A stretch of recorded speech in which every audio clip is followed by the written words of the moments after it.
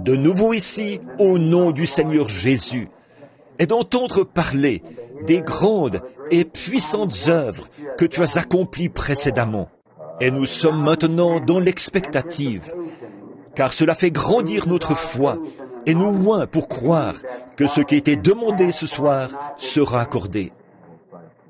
Tu connais chacun d'eux et tout ce qu'ils ont demandé. Nous prions pour eux, Seigneur, et particulièrement pour ceux qui sont si près de la mort. Apporte la paix à leur âme, si elle n'y est pas déjà. Apporte la guérison à leur corps. Accorde-le, Seigneur. Bénis notre rassemblement. Nous prions, Seigneur, en cette réunion de prière du mercredi soir, alors que nous nous sommes assemblés, en sachant que là où 2 personnes ou plus sont assemblées, tu seras avec nous. Et nous te demandons, Seigneur, de nous donner ta parole ce soir. Parle-nous, Seigneur, et réchauffe étrangement nos cœurs, pour que nous sachions comment nous discipliner en vue du grand moment qui nous attend, car nous croyons que la venue du Seigneur approche. Nous te remercions pour ces gens qui commencent maintenant à découvrir une foi qui leur est chère, qui reconnaissent ce que signifie la foi.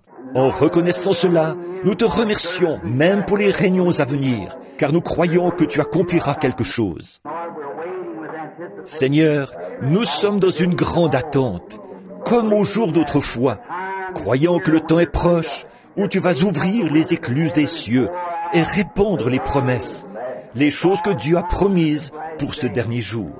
Maintenant, nous te demandons, Seigneur, d'être avec tous à travers les nations, car nous avons appris qu'un grand nombre de personnes, partout, ont des besoins aujourd'hui. Exauce leurs requêtes, Seigneur. Nous prions, désireux de voir la grande main de Dieu se mouvoir partout dans le monde, parmi ceux qui s'attendent à cette grande chose. Pardonne-nous nos péchés.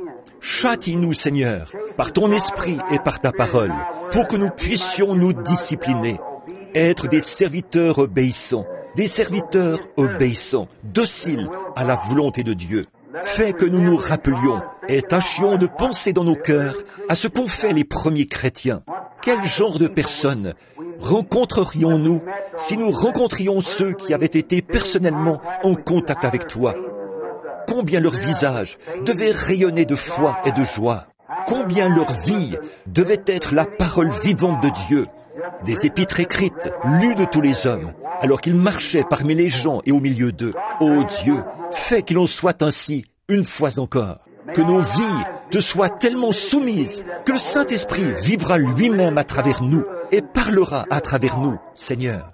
Puissions-nous toujours garder ceci à l'esprit quand nous marchons dans la rue et que nous sommes en contact avec le monde.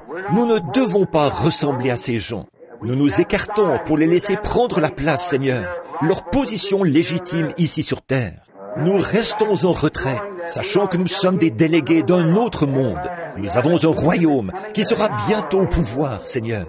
Notre grand roi viendra bientôt prendre le contrôle de tous les royaumes qui sont dans son domaine. Il gouvernera et régnera. Avec lui, ici sur terre, pendant 1000 ans et pour toujours, nous serons avec lui. Avec cela à l'esprit, Seigneur, nous attendons maintenant avec impatience la réponse à nos prières. Nous regardons à notre confession. Si nous avons fait quelque chose, dit quelque chose ou pensé quelque chose qui était contraire à ta grande volonté, que le sang de Jésus-Christ nous purifie. Conduis-nous, Seigneur, comme la sœur le disait ce soir, alors qu'elle et son mari sont en route vers Chicago. Conduis-les, Seigneur Dieu, à l'endroit où tu pourras les utiliser, afin qu'ils soient des faisceaux de lumière pour d'autres qui sont en train de tâtonner dans l'obscurité, qui ne connaissent pas notre Seigneur Jésus. Nous te remettons maintenant la réunion et nous écouterons attentivement ta parole de correction afin de savoir comment nous préparer pour cette grande heure. Nous le demandons au nom de Jésus. Amen. Que le Seigneur te bénisse. Merci, frère. C'était un peu imprévu pour moi. Comme j'étais à la maison, je me suis dit que si je n'avais pas vraiment allé quelque part en urgence, je m'en voudrais de rester à la maison, de ne pas venir à la réunion de prière. Je suis arrivé à l'improviste. C'était imprévu pour moi et pour ma famille aussi. À peine rentré, je suis reparti aussitôt. Donc j'ai dit, je vais à la réunion de prière. Elle n'a même pas eu le temps de se préparer pour venir, puisqu'elle ne savait pas que je viendrais. Alors, je suis heureux d'entendre le témoignage de la sœur, là, du frère, à propos de cette lumière là-bas, en Caroline du Sud ou en Caroline du Nord, quelque part. C'était à Greenville, n'est-ce pas? À Southern Pines. Oui. Frère Livelle était ici aujourd'hui. Je l'ai baptisé aujourd'hui. On a eu un service de baptême ici aujourd'hui. Frère Livelle, vous savez, elle est ministre là. Frère Parker Thomas. Il y a eu... Je me souviens de la fois où une sœur était recouverte du nombre. Ça a été une grande confirmation, sœur, de ce que... Parfois le Saint-Esprit nous laisse continuer comme ça pour éprouver notre foi, pour voir ce que... et pour éprouver la foi des autres. Lorsqu'on regarde quelque chose qui est là, devant nos yeux, qu'on voit quelque chose et qu'on le dit, les autres qui regardent et ne le voient pas, ils disent que la chose n'est pas là, voyez, mais elle est bien là. Personne ne voyait la lumière qui était là, au-dessus de Paul, mais elle était bien là. Personne n'a vu cette colombe descendre du ciel, dans cette lumière, sous cette forme-là, et s'arrêter au-dessus de Jésus. Personne d'autre que Jean, mais elle était bien là, voyez. Et donc, plus tard, quand je parlais aux gens de cette lumière qui est semblable à une colonne de feu, personne ne voulait y croire. Mais maintenant, l'œil mécanique de l'appareil photo l'a identifiée, comme elle est venue, et l'esprit mauvais est sombre. C'est comme nos vies. Nous sommes des ombres, et si nous sommes d'une lumière, si nos vies cadrent avec la lumière du jour, nous marchons dans la lumière. C'est comme lorsque vous regardez dehors et que vous dites « Je vois le soleil » pendant la journée. Vous voyez l'ombre du soleil. C'est un reflet du soleil. Ce n'est pas le soleil en soi, mais c'est la preuve que le soleil existe. C'est la preuve que le soleil existe. Bon, et quand, par exemple, je vous vois assis là, en train de vous éventer, de parler, cela signifie que vous êtes vivant, mais ce n'est qu'une ombre de la vie. En effet, pour que quelque chose produise une ombre, il faut qu'il y ait de l'obscurité dedans. Voyez? C'est que, dans une ombre, il faut qu'il y ait une certaine quantité d'obscurité et une certaine quantité de lumière pour créer cette ombre. Ça ne peut pas être totalement sombre et ça ne peut pas être totalement clair. Si c'est sombre, c'est vraiment très sombre. Si c'est clair, il n'y a pas d'ombre, rien qui puisse produire une ombre. Par contre, s'il y a un mélange d'obscurité et de lumière, cela produit une ombre. Donc, en réalité, nous sommes des ombres de lumière. Vous reflétez maintenant une vie qui est quelque part. Si vous le faites et que vous êtes chrétien, alors, comme ceci est une ombre, ça ne fait que prouver qu'il existe une vie où vous ne pouvez pas mourir. Parce que dans cette vie-ci, il y a la mort, voyez? Mais c'est une ombre, puisque vous êtes vivant, un être animé, qui a la capacité de voir, de penser, de bouger, de parler, et qui est muni des 5 sens du corps. Mais vous savez tout de même que ceux-là, ils sont en train de mourir. Et il y a tant d'ennuis. Vous savez que ça ne peut être que... C'est un reflet, voyez, qui indique que la vie et la mort sont entremêlées. La partie physique doit mourir. Mais si vous reflétez par votre vie mortelle la lumière du ciel, alors vous reflétez la vie éternelle, Dieu. Donc, quand vous mourrez, vous ne pouvez pas faire autrement que d'aller vers cette lumière, parce que c'est elle que vous avez reflétée. Si vous êtes du monde des ténèbres, c'est ce que vous reflétez, et vous ne pouvez faire rien d'autre qu'aller vers les ténèbres. Voyez? Donc ici, nous sommes un reflet. Alors, nous voyons qu'aussi sûr que le Saint-Esprit reflète la lumière et la vie, eh bien la mort, elle, reflète les ténèbres. Et les voilà tous les deux. D'ici la fin de la semaine, peut-être d'ici dimanche, nous allons faire agrandir la petite photo pour la voir en grand format et qu'on puisse la mettre sur le tableau d'affichage. C'est là que votre photo est accrochée, là-bas, sur le tableau d'affichage. Je ne sais pas si vous l'avez remarqué ou non. Et alors, il y a environ une semaine, en Jamaïque, où j'ai fait du travail missionnaire, nous envoyons des bandes partout dans le monde.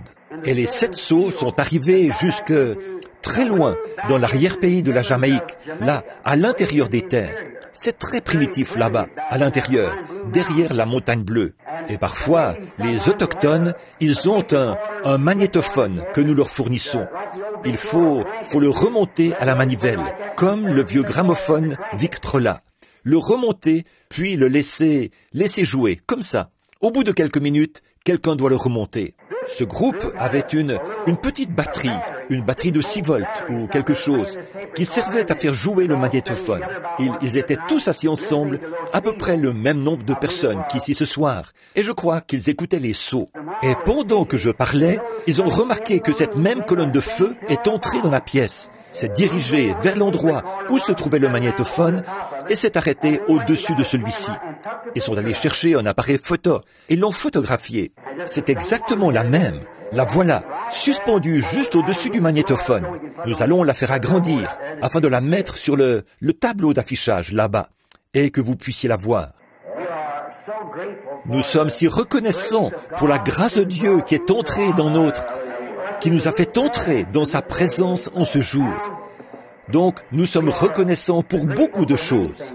Là, je pense que je vais regarder ici pour voir si je peux trouver quelques notes ou quelque chose sur quoi j'ai déjà prêché ou trouver un genre Bon, et j'ai noté quelques sujets ici dans un carnet. Si je peux en trouver un, peut-être que le Seigneur me donnera quelques paroles en rapport avec cela pendant que nous prions. Maintenant, nous nous attendons à de grandes choses pour dimanche. J'en ai parlé dans les messages. Et dimanche, je vous ai retenu longtemps sur ce sujet. Pourquoi cries-tu à moi? Parle au peuple et avance. Bon, donc dimanche, ce sera le service de guérison. Nous allons prier pour les malades. Maintenant, quand il est question des malades, quand nous prions pour les malades, s'ils ne sont pas guéris, il y a sûrement une raison à ça. Alors, si le Seigneur le veut, je voudrais aussi apporter une courte prédication dimanche matin. Donc, je vais faire un service de guérison et prier pour tout le monde. Billy Paul ou d'autres personnes seront ici dimanche matin, vers 8 heures, quand l'Église ouvrira ses portes, afin de distribuer des cartes aux gens qui entreront au moment de leur arrivée. Et donc, je veux essayer. Je crois que le Seigneur m'a éclairé un peu sur les raisons pour lesquelles certaines personnes ne sont pas guéries.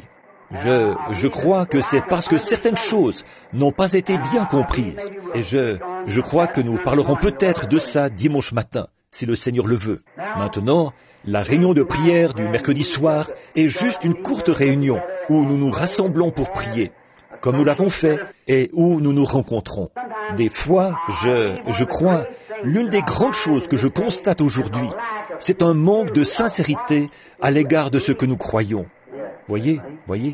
Si Dieu, à l'époque de John Wesley, avait fait à cette époque-là ce qu'il a fait aujourd'hui, qu'est-ce que cela aurait produit? Et à l'époque de Martin Luther, ou de n'importe qui d'autre, ce que nous le voyons faire, et qui a été prouvé à la fois par l'Église, par l'Esprit, et par la science, et chaque action, cette émulsion photographique doit le reconnaître. Et voici, la parole de Dieu annonce cela et le déclare avant que cela s'accomplisse. Et là, il agit, il prophétise, et il démontre que la chose même qu'il avait dite, c'est ce qui s'accomplira parfaitement, exactement ce qu'il avait dit. Et malgré tout ça, nous restons assis paresseusement, comme si nous nous demandions, eh bien, je me demande, est-ce que cela s'applique à moi? Je me demande, est-ce que cela s'applique vraiment à l'Église, dans sa totalité? Ou je me demande, est-ce que je suis réellement inclus dans ceci?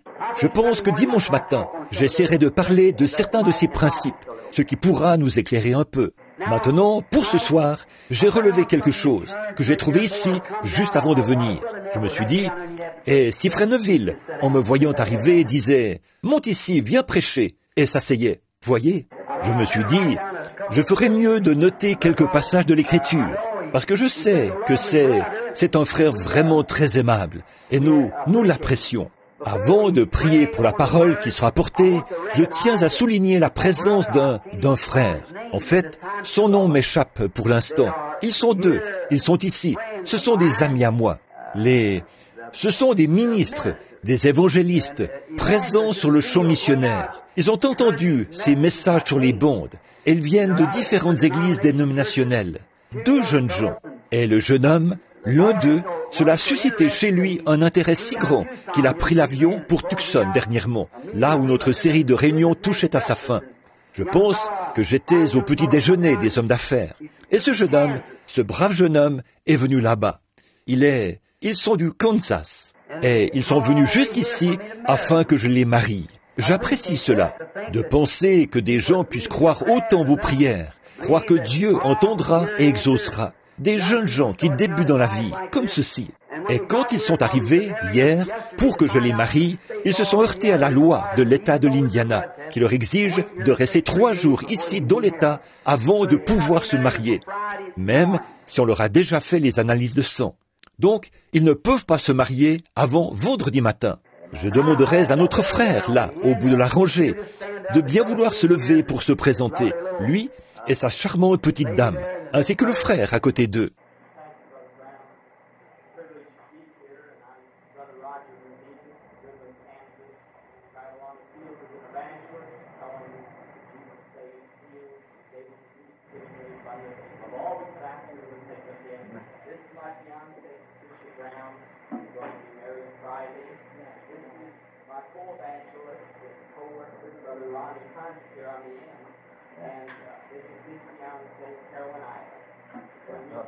Merci beaucoup.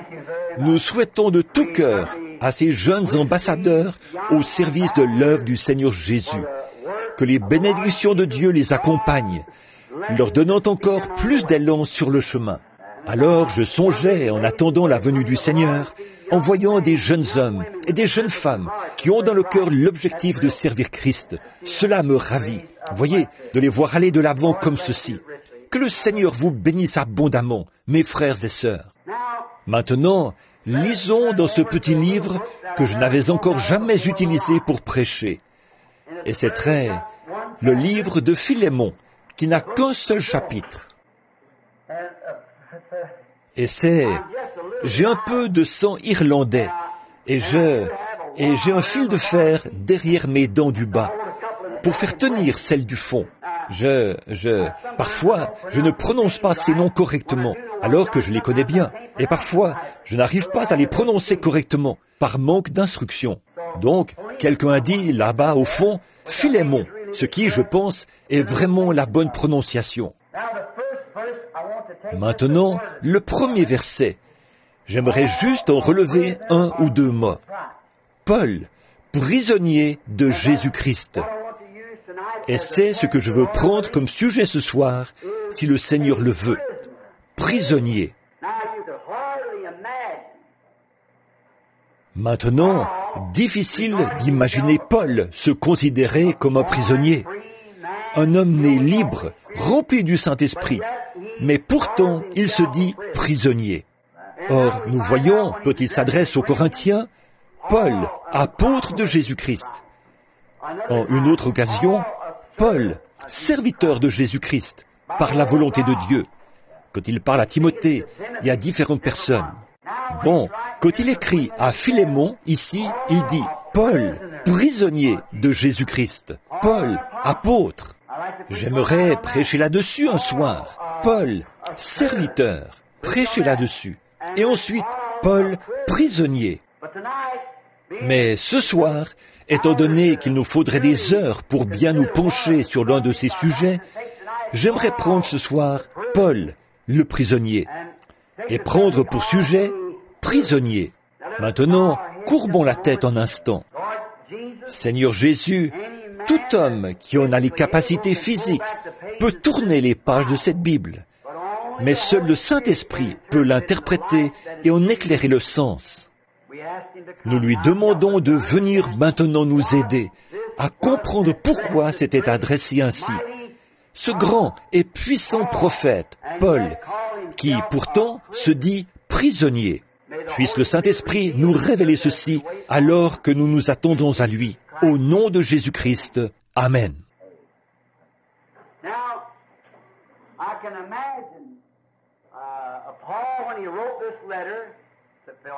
Maintenant, je peux m'imaginer Paul, quand il a écrit cette lettre à Philémon, assis en prison, là-bas dans le donjon de cette ville, un prisonnier. Alors lui, qui était dans cette situation, il savait fort bien ce que signifiait ce mot. Il était entouré de barreaux. Il ne pouvait être libéré qu'à condition que quelqu'un le mette en liberté. Il savait ce que c'était que d'être un prisonnier. Et puis, je crois que ce que l'apôtre a voulu un peu signifier par cela. Il ne l'a pas adressé ainsi par rapport à sa situation comme prisonnier, son être physique assis là, dans cette prison. Mais je crois qu'il faisait allusion à son être, son esprit, sa volonté, qui était prisonnier de Jésus-Christ. Or, nous sommes tous nés avec le libre arbitre. Nous pouvons prendre toutes les décisions que nous voulons. Dieu, qui est juste, agit ainsi parce qu'il doit placer tous les hommes sur la même base. Autrement, il a placé le premier homme sur une mauvaise base quand il lui a donné le libre arbitre. Voyez, ce soir, nous sommes tout à fait comme Adam et Ève. Il n'y a aucune différence. Le bien et le mal sont placés devant chacun de nous. La vie et la mort. Nous pouvons faire notre choix. C'est à vous de le faire. Voyez, c'est ce qu'ont fait Adam et Ève. Voyez, et ils ont fait le mauvais choix. Et alors, à cause de ça, toute la race humaine, a été livrée à la mort, la peine de mort. Puis, Dieu est descendu sous la forme d'un homme et a pris cette mort sur lui. Il a expié la peine de mort, afin que ces sujets qui avaient le désir d'être libérés puissent être mis en liberté. Or, s'il nous traite différemment de la manière dont il a traité Adam et Ève, qui nous fait simplement traverser quelque chose et dit « Je vais vous sauver, que vous le vouliez ou non », alors il a placé Adam et Ève sur une mauvaise base, voyez-vous. Mais chacun de nous doit choisir aujourd'hui entre la mort et la vie. Nous pouvons le faire. Comme je viens de le dire, voilà, votre lumière démontrera, votre vie démontrera exactement de quel côté vous êtes. Peu m'importe de quel côté vous prétendez être. Ce que vous faites au quotidien démontre ce que vous êtes. Vous avez entendu ce vieux dicton, votre vie fait tellement de bruit que je n'entends pas votre témoignage. Voyez, vos actes font tellement de bruit. Pousser des cris et sauter, j'ai toujours cru à ça. Par contre, j'ai toujours dit, ne sautez pas plus haut que vous vivez, parce que c'est ce que le monde va observer. Voyez-vous, vous devez sauter à la hauteur de la vie que vous menez, pas plus haut. Donc, parce que quelqu'un vous observe. Alors, quand les gens ne viennent pas à l'église, beaucoup ne veulent pas venir, c'est tout. Et certains de ceux qui ne viennent pas sont des gens sincères. Ils ont vu tellement de corruption dans l'église qu'ils ne veulent rien avoir à faire avec ça. Et souvent, franchement, on ne peut pas vraiment les blâmer, voyez, à cause de la façon dont les gens se conduisent. Ils se disent chrétiens. Ils sont la plus grande pierre d'achoppement du monde. L'homme et la femme qui professent être chrétiens alors qu'ils vivent le contraire de ce qu'ils professent. C'est tout à fait exact. Parlons des déceptions qu'il y aura au jugement. Eh bien, le pécheur, le contrebandier d'alcool, celui qui joue à des jeux d'argent, l'adultère, ce n'est pas lui qui sera déçu quand il entendra lire sa sentence. Allez dans le feu qui ne s'éteint point. Il ne sera pas déçu. Mais le bonhomme qui essaie de se cacher derrière un genre de confession religieuse, c'est lui qui sera déçu au jour du jugement. Voyez, celui qui confesse être chrétien alors que sa vie, c'est autre chose. Il vaudrait mieux pour lui n'avoir jamais fait la moindre confession, jamais commencé, que de commencer et vivre ensuite autre chose. En effet, il est la plus grande pierre d'achoppement qui soit. Celui qui confesse déclare qu'il est chrétien alors que sa vie, c'est autre chose. Gardez-vous toujours de juger votre vie par la quantité de puissance que vous avez pour accomplir des miracles. Et il ne faut pas se juger non plus par la quantité de connaissances qu'on a de la parole. Mais jugez-vous toujours en regardant en arrière et en faisant un inventaire pour voir le genre de fruits que porte la vie que vous menez en ce moment. Voyez, il y a quelque temps, à une réunion des hommes d'affaires à Phoenix, en Arizona, j'ai justement pris comme sujet de prédication le reflet de Jésus, refléter la vie chrétienne. J'ai dit que je suis né pas loin d'ici, dans le Kentucky, où tout est très primitif, et c'était particulièrement vrai quand j'étais enfant. Et un certain petit garçon n'avait pas de maison comme celle que nous avons ici, où tant de jolies dames doivent se regarder dans des miroirs placés partout dans la maison pour bien arranger leurs cheveux et tout. Mais lui, il n'avait qu'un petit miroir, rien qu'un petit bout de miroir accroché à un arbre de hun, à l'endroit où se trouvait la tablette pour se laver, là où sa mère et son père se lavaient et se peignaient les cheveux et tout. en se servant du petit bout de ce vieux miroir accroché à un arbre. En fait, c'est ce genre de maison-là que nous avions. Si quelqu'un voulait se voir dans le miroir, nous les enfants, nous devions aller chercher une caisse et monter sur une tablette dont on se servait pour se laver. Et ensuite, se regarder dans ce bout de miroir que j'avais moi-même ramassé dans une décharge. Ça, ce n'était pas dans le Kentucky, c'était dans l'Indiana, pas loin d'ici, sur Utica Pike. Alors, comme ça, cet enfant ne s'était encore jamais vraiment vu. Et le voilà en ville, en visite chez sa grand-mère. Et en parcourant la pièce, la grand-mère avait une maison où il y avait un miroir plein de grandeur sur la porte. Donc, en courant dans la pièce, le petit garçon a vu un autre petit garçon en face de lui. Et ce petit garçon courait, lui aussi. Alors, il a eu l'idée de s'arrêter pendant quelques minutes pour voir ce que le gamin allait faire. Et quand il s'est arrêté, le petit garçon s'est arrêté. Quand il a tourné la tête, le petit garçon a tourné la tête. Il s'est gratté la tête. Le petit garçon a gratté la sienne. Finalement, il s'est approché pour examiner. Et il s'est retourné. Sa mère l'observait et sa grand-mère, tout étonnée. Il a dit, « Mais, maman, c'est moi !» Alors, j'ai dit ceci. Nous aussi, nous reflétons quelque chose. Voyez, notre vie présente un reflet. Et maintenant, si nous vivions au jour de Noé, de quel côté serions-nous? Quel côté aurions-nous choisi à cette grande époque où Noé a vécu? Quel côté aurions-nous choisi au jour de Moïse? Quel côté au jour d'Élie, le prophète? Alors que le monde entier avait été englouti dans une grande masse de modernisme, à l'image de cette Jézabel moderne, qui s'était débarrassée de tous les serviteurs du Seigneur en les entraînant dans la voie de la mondanité. L'Église et les sacrificateurs s'inclinaient tous devant elle. Auriez-vous choisi le côté de la popularité ou auriez-vous été du côté d'Élie? Et au jour du Seigneur Jésus, quand nous pensons à cette personne impopulaire, sans instruction du monde, on n'a jamais pu trouver d'école qu'il aurait fréquentée, sans aucune expérience de séminaire. Et il a grandi avec la réputation d'avoir eu une naissance illégitime. Il est ensuite paru, prêchant un évangile qui était contraire à tout ce qu'on leur avait enseigné. Et il condamnait les ministres, leurs organisations et tout. Alors, les organisations avaient fait cette déclaration. Quiconque ira, ne serait-ce qu'écouter ce soi-disant prophète, sera exclu de la synagogue. C'était un péché mortel. Il fallait rendre des comptes. La seule façon pour eux de rendre un culte, c'était sous le sang de l'agneau. Il fallait participer à ce sacrifice. Et donc, ils étaient bannis. C'était une chose très sérieuse. Et cet homme ne tenait aucun compte de tout cela. Pourtant, il était en harmonie parfaite avec les Écritures, mais pas de la façon qu'eux les connaissaient. Quel côté auriez-vous choisi? Voyez? Maintenant, la vie que vous vivez en ce moment est le reflet actuel de ce que vous auriez fait en ce temps-là, parce que c'est toujours le même esprit qui vous habite. Voyez?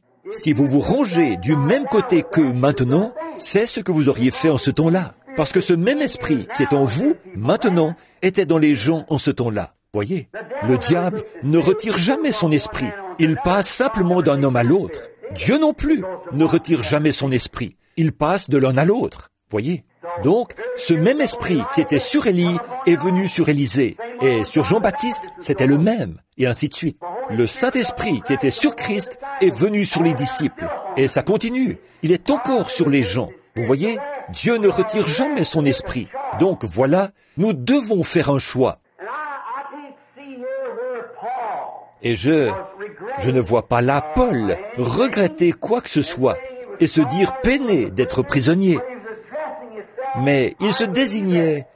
Je crois que Paul, au moment où il écrivait cette lettre avec cette plume, que c'est le Saint-Esprit qui le poussait à écrire cela, afin que, peut-être encore ce soir, nous puissions tirer le contexte de notre texte pour montrer pourquoi Paul a fait cela. En effet, puisque c'est l'Écriture, et l'Écriture est éternelle. Je crois que c'est là, dans cette vieille prison crasseuse, que Paul a écrit à son collègue, là, à son frère, qu'il était prisonnier de Jésus-Christ. Il pouvait donc exprimer cela en voyant ce qui l'entourait. Eh bien, il était en prison, Mais ce n'était pas de cela qu'il parlait à ce serviteur de Christ, un compagnon dans le ministère. Ce qu'il disait, c'est qu'il était prisonnier de la parole de Jésus-Christ, parce que Christ est la parole. Et Paul avait été un grand érudit à son époque. Il avait de grandes ambitions. C'était un homme qui avait été formé par des gens, par un homme appelé Gamaliel, un grand enseignant à son époque, d'une des meilleures écoles qu'il pouvait fréquenter. Par exemple, comme nous, on dit Wheaton ou Bob Jones ou quelques grandes écoles fondamentalistes. On l'avait instruit comme ministre de la parole.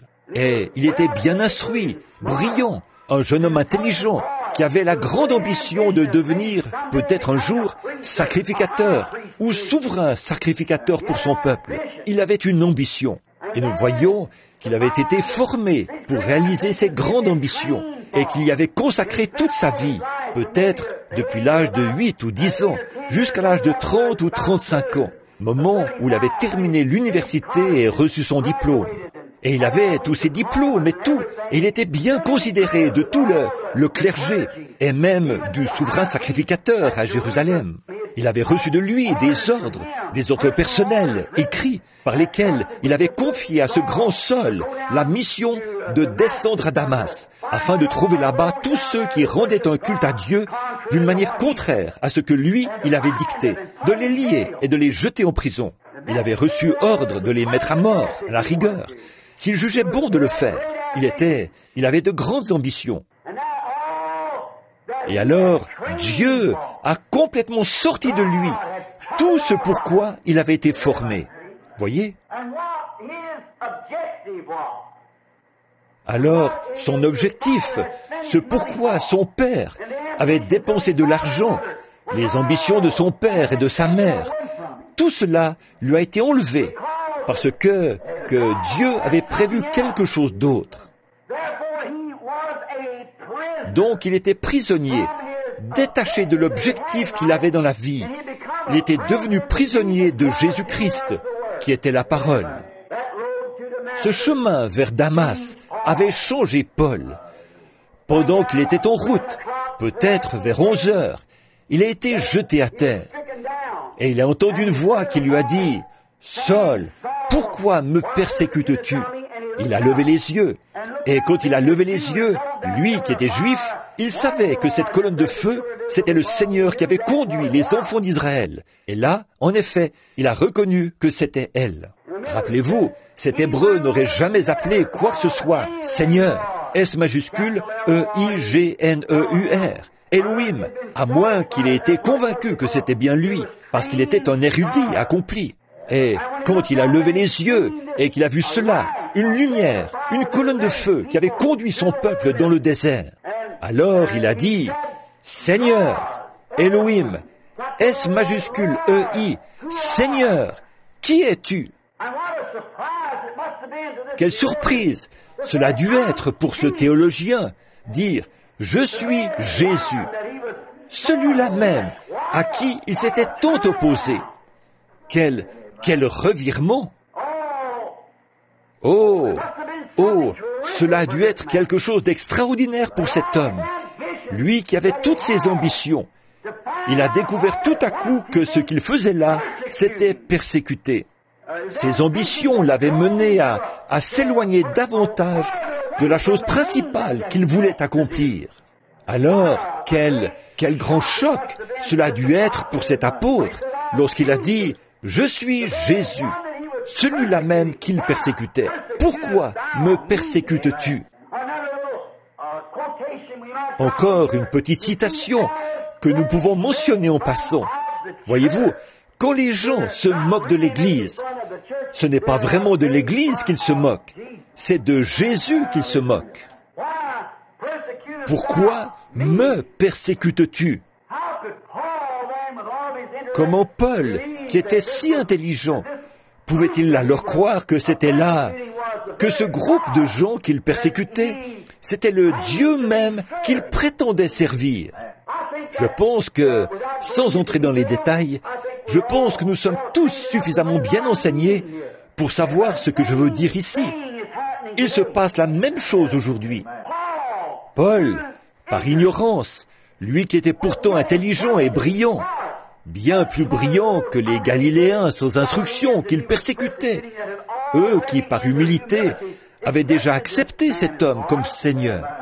Mais Paul, avec sa grande instruction et son intellect, ne pouvait pas accepter cela. Alors, quel revirement cela a dû être pour lui sur cette route. Il a été frappé d'aveuglement pour qu'il ne puisse pas exécuter sa commission, mais on l'a conduit vers un lieu, dans une rue appelée la droite, dans la maison de quelqu'un. Et là, le prophète nommé Ananias est venu. Il l'avait vu en vision.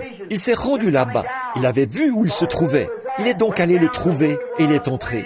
Il a dit, « Saul, mon frère, le Seigneur qui t'est apparu sur le chemin par lequel tu venais m'a envoyé t'imposer les mains pour que tu recouvres la vue et que tu sois rempli du Saint-Esprit. » Voyez dans quelle situation il se trouvait. Quelle chose extraordinaire cela a dû être pour Paul. Voyez, c'était là complètement l'inverse de tout ce pourquoi il avait été formé. Et toute l'instruction qu'il avait reçue, cela avait alors perdu toute valeur à ses yeux. Là, il savait qu'il avait vécu une expérience. Donc, voici une autre bonne leçon pour nous. Une expérience, à elle seule, ne suffit pas. Il faut que cette expérience soit conforme à la parole du Seigneur. Donc, quand il a vu ça, et qu'il a reconnu que c'était quelque chose de grand, et que quelqu'un d'autre l'avait reçu avant lui, il est allé passer 3 ans et 6 mois dans le désert, en Arabie. Il a pris la Bible, telle qu'elle était à cette époque-là, l'Ancien Testament, et s'est rendu là-bas pour comparer l'expérience qu'il avait vécue, voir si elle était conforme aux Écritures. Maintenant, s'il avait dit, eh bien, ce n'était peut-être qu'un feu de paille, et qu'il était passé à autre chose, je vais me fier à mon intelligence. Or, il devait devenir prisonnier de quelque chose, devenir prisonnier. Ainsi, après avoir établi une comparaison et vu ce qu'il en était, ce n'est pas étonnant qu'il ait pu écrire l'Épître aux Hébreux, sous forme de type. Voyez, 3 ans et demi passés là-bas, dans la parole, où il a découvert que le Dieu même qu'il avait appelé était en train de le ramener, de transformer tout son intellect, transformer tout ce qu'il avait jamais pensé, tout ce pourquoi il avait été formé. Toute son ambition lui a été ôtée et il est devenu prisonnier. L'amour de Dieu avait été si extraordinaire et une telle révélation qu'il ne pouvait pas s'en détacher. Voilà la véritable expérience de chaque vrai croyant qui rencontre Dieu. Vous entrez en contact avec quelque chose qui est tellement grand que vous devenez un prisonnier, détaché de tout le reste. Voyez, vous éloignez de tout pour vous constituer prisonnier de ceci. Cela a été exprimé une fois, lorsque Jésus a dit « Le royaume des cieux est semblable à un homme qui achète des perles. Et quand il trouve cette perle magnifique, il vend tout ce qu'il a pour l'acquérir. » Et c'est la même chose ici. Vous avez une conception intellectuelle. Vous avez une expérience théologique. Mais quand vient le moment où vous trouvez vraiment la chose authentique, alors vous vendez tout le reste et vous vous emprisonnez dans ceci. Paul en savait quelque chose. Il a constaté qu'il était attelé à quelque chose. Comme quand nous accrochons un harnais à un cheval, c'est dans le but de tirer quelque chose. Et Paul le savait, suite à cette expérience et à ces 3 ans et demi passés à mettre en parallèle avec la Bible l'expérience qu'il avait vécue. Il a pris conscience que Dieu l'avait choisi et qu'il l'avait attelé par le Saint-Esprit. L'expérience qu'il avait vécue allait servir à amener l'Évangile en présence des gens des nations. L'Esprit lui-même l'avait attelé. Et aujourd'hui, en tant que serviteurs de Christ, nous sommes maintenant attelés, accrochés. Nous ne pouvons pas nous en aller. Nous sommes rivés à elle. attelé à la parole. Peu importe ce que n'importe qui d'autre peut dire, vous êtes attelé à elle. Il y a quelque chose là qui fait que vous ne pouvez simplement pas vous en détacher. Vous êtes attaché à elle, sous son joug, par le Saint-Esprit qui vous a mis sous le joug de la parole. Peu importe ce que n'importe qui d'autre peut dire, c'est la parole qui compte, et ça toujours. Il y était attelé, sous son joug. Il était attelé à la parole, par l'Esprit. Il avait appris là-bas, derrière le désert d'Arabie. Alors, toutes ces anciennes choses, ses expériences et son ambition, il avait été dépouillé de ces choses. Maintenant, c'est ce que nous voyons aujourd'hui. Nous devons d'abord être dépouillés. Et les gens ne veulent pas être dépouillés. Le frère méthodiste veut conserver un peu de son enseignement méthodiste. Oui, le frère baptiste veut conserver un peu de son enseignement baptiste. Voyez ? Mais vous devez absolument être dépouillés de tout et naître de nouveau. Voilà, renaître. Et à partir de là, que le Saint-Esprit prenne la conduite. Vous ne pouvez pas dire, bon, eh bien, mon papa dit que quand il est entré dans l'église, il a serré la main du pasteur. C'est un bon membre, fidèle.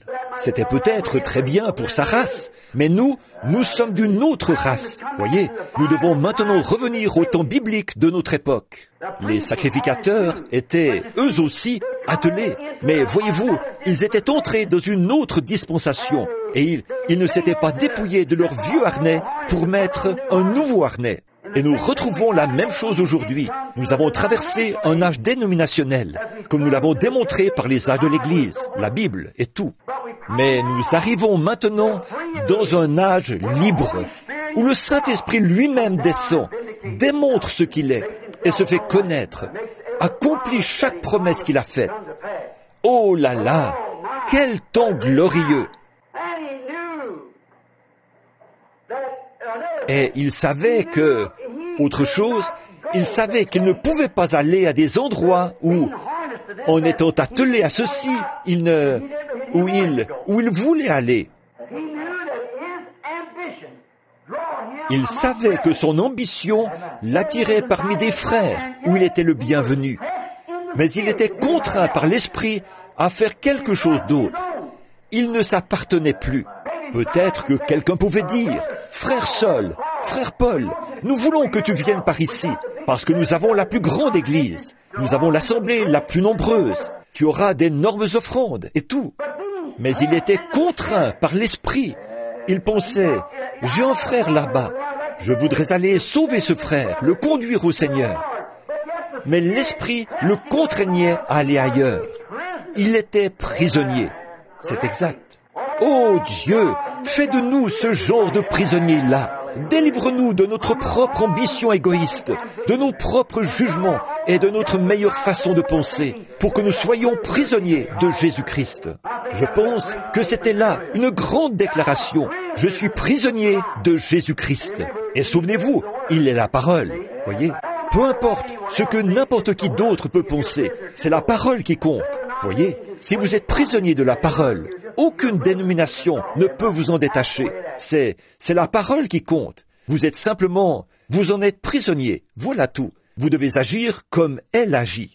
Donc, il ne pouvait pas aller à certains endroits où il aurait voulu aller. Parce que, pourquoi? L'Esprit le lui interdisait. Vous vous rappelez, souvent Paul a essayé d'aller quelque part. Il se disait, je pourrais faire de grandes réunions là-bas. Mais l'Esprit le lui interdisait.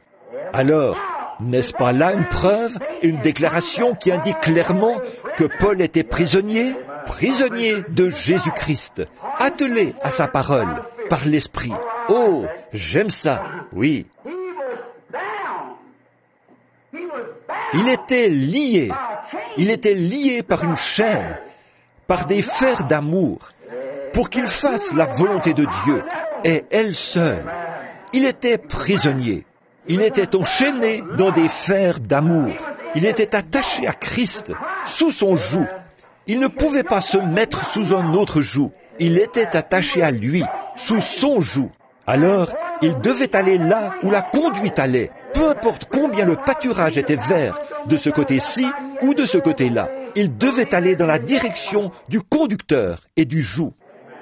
Oh, ce soir, si seulement nous, du Branham Tabernacle, nous pouvions devenir prisonniers, renoncer à notre propre être égoïste, à notre propre ambition, pour nous abandonner complètement et nous mettre sous son joug. Peu importe ce que pense le reste du monde, ce que fait le reste du monde, nous sommes sous un joug, dans des chaînes d'amour, nous sommes prisonniers. Mes pieds sont tellement sous le joug de Christ qu'ils refusent de danser. Mes yeux sont tellement sous le joug de Christ que, quand je vois ces stripteaseuses modernes dans la rue, ils détournent ma tête. Mon cœur est tellement sous un joug d'amour pour lui que je ne peux plus avoir d'amour pour ce monde. Ma volonté est tellement sous son joug que je ne sais même plus quelles sont mes ambitions. Seulement, partout où tu me conduiras, je te suivrai, Seigneur. Je serai prisonnier. Voyez, Paul était bien un prisonnier. Ce qu'il a déclaré là n'était pas faux. Il avait été formé par le Saint-Esprit, qui lui avait aussi appris à s'attendre à la parole. Bon, on l'avait formé pour prendre une certaine direction, mais Dieu l'avait maintenant formé pour prendre une autre direction. Le Saint-Esprit lui a appris à s'attendre au Seigneur. Quelles étaient ses ambitions? Maintenant, je vais, avec l'aide du Saint-Esprit, vous montrer quelque chose. Voyez? Maintenant, prenons juste un exemple. Un jour, Paul et Silas descendaient la rue d'une certaine ville où ils faisaient des réunions de réveil. Alors une jeune fille possédée d'un démon le suivait constamment, en criant derrière lui. Et sans doute que Paul savait qu'en tant qu'apôtre, il avait l'autorité, il pouvait réprimer cet esprit maléfique, le chasser de cette femme. Mais avez-vous remarqué? Il a attendu jour après jour, jusqu'à ce que, tout à coup, le Saint-Esprit lui parle, lui dise « C'est maintenant l'heure ». Alors il a dit « Esprit, sors d'elle ». Voyez, il savait s'attendre au Seigneur. Et c'est comme ça que tant de gens, aujourd'hui, jettent l'opprobre sur la parole. Ils vont de l'avant avec une ambition. Combien de réveils ont échoué à cause d'une chose pareille? L'évangéliste n'attend pas de voir ce que le Seigneur a à dire. Des gens disent « Venez par ici » et ils y vont tout de suite, parce que l'association dit « Vas-y ». Alors que le Saint-Esprit, lui, dirait autre chose. Mais l'ambition de cet homme, qui désire devenir surveillant général ou quelque chose du genre, un ancien ou un évêque ou quelque chose, va le pousser. Tu dois y aller. Pourtant, il sait ce qu'il en est. Le Saint-Esprit dit, va, ici. Voyez, il est sous le joug de son organisation. Il est prisonnier de cette organisation. Mais s'il est sous le joug de Christ, il est conduit par le Saint-Esprit. Il est sous un joug prisonnier. Peu importe ce qui est dit ailleurs, ça ne change rien. C'est un airain qui résonne et une cymbale qui retentit. Il n'écoute que la voix de Dieu et il ne parle que lorsqu'elle se fait entendre. Il ne dit rien. Quelqu'un dit, oh, frère Jones, frère Roberts ou quelques-uns de ces grands hommes de notre pays aujourd'hui, comme Tommy Hicks ou Oral Roberts ou frère Tommy Osborne, certains de ces grands évangélistes. Si quelqu'un disait « Hé, viens par ici, Tommy, tu es un grand homme de Dieu » ou « Oral, j'ai un oncle qui est couché par ici, il est cloué au lit, il est malade, je voudrais que tu viennes, je crois que tu as la force de le guérir. » Voyez? Et peut-être que le Saint-Esprit lui dit « Pas maintenant ». Mais cependant, l'amitié qui le lie à cet homme l'oblige à aller avec lui. S'il n'y va pas, il devient un ennemi de cet homme. Cet homme dit, eh bien, il est allé chez un tel guérir cet enfant ou ce garçon. Je sais qu'il l'a fait. Et moi, qui suis son ami depuis des années, tu vois, il n'a pas voulu venir chez moi. Mais si, par le Saint-Esprit, il est contraint à ne pas y aller, il a intérêt à ne pas y aller. S'il est sous le joug de Dieu, il aime son ami. Mais il a intérêt à être sous la conduite du Saint-Esprit pour y aller, parce qu'autrement, ça ne servira à rien. Cela m'est arrivé bien des fois. Mais Paul attendait simplement que l'Esprit lui dise ce qu'il devait faire. Il a dit qu'il attendait l'Esprit. Un soir, il prêchait. Il est reparti de là. Il a vu un homme infirme. Et tout à coup, l'Esprit lui a parlé. Alors il a dit, « Je vois. » De quelle manière? De la même manière qu'il avait vu qu'ils allaient échouer sur une île. Voyez? Je vois que tu as la foi pour être guéri. Lève-toi sur tes pieds. Jésus-Christ t'a guéri. Voyez? Voilà. Il était sous un joug. Il avait peut-être fait là-bas une série de réunions de réveil d'une semaine, sans que rien ne se produise. Mais il a quand même attendu que le Saint-Esprit parle. Voyez? Il était sous le joug de cet appel. Là vous dites, « Frère Branham, vous êtes en train de condamner ce que vous disiez dimanche. Vous disiez avoir attendu tout ce temps.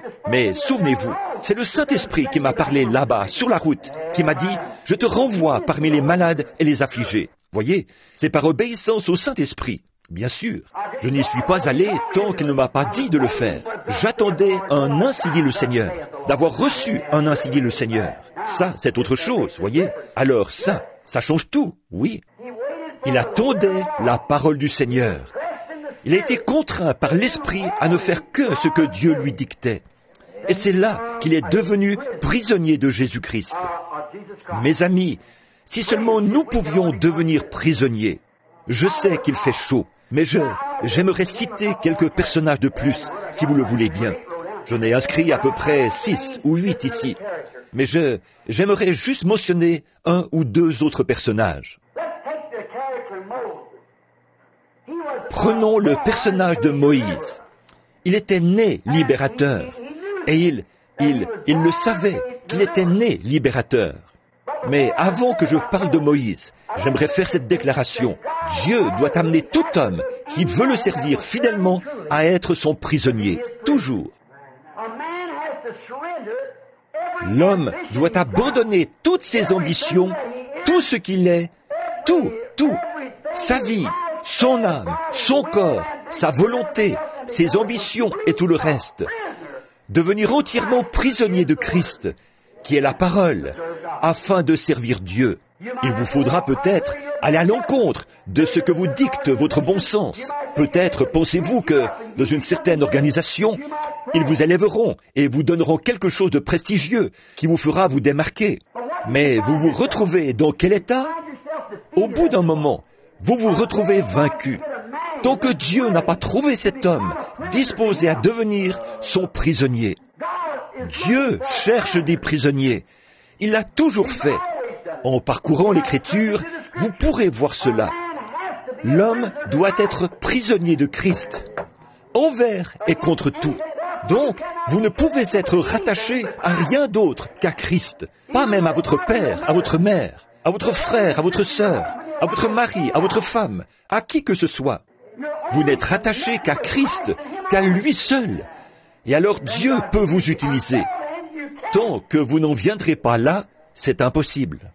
À certains endroits, parfois, je parle durement aux gens. Voyez, j'essaye de vous amener à vous détacher.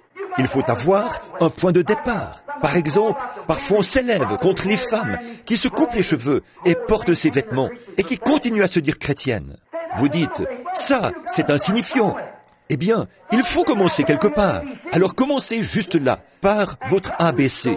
Voyez, commencez du moins par vous détacher de cette apparence mondaine et devenez prisonnière de Christ. Continuez simplement à vous détacher de tout jusqu'à ce qu'enfin le dernier lien ait été rompu. C'est là que vous êtes prisonnier. Alors, vous êtes sous son emprise. Il vous a sous son emprise. Donc, Moïse savait qu'il était né pour être le libérateur. Il le savait. Et avez-vous remarqué, avec l'ambition que Moïse avait, sachant que sa mère lui avait dit cela là-bas, car elle était sa nourrice.